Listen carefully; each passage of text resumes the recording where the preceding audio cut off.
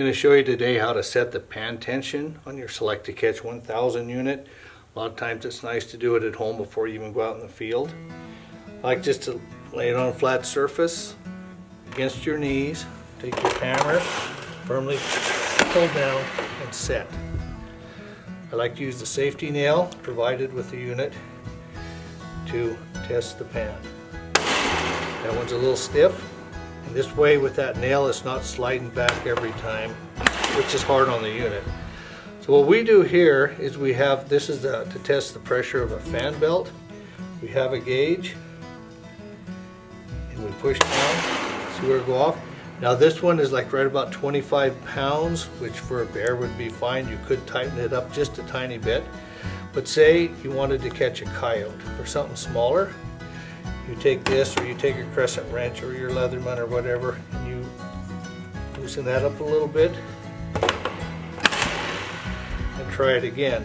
Now if you don't have one of these, you can just kind of go by feel. That's still a little stiff for a coyote. Might be just right for a wolf or a lion. Let's just try this. And that's right at 15 pounds, which is what we send out with wolves and lions. Okay, so before I set that again, I'll loosen it up just a little more. Reset. That's just about perfect. Again.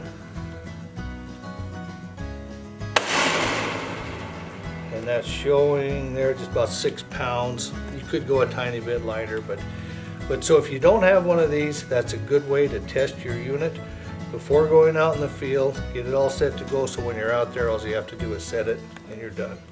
And there again, when you're all finished, take your nail out and I just like to press. It's a lot easier on the unit, so the springs will stay intact and have many years of service.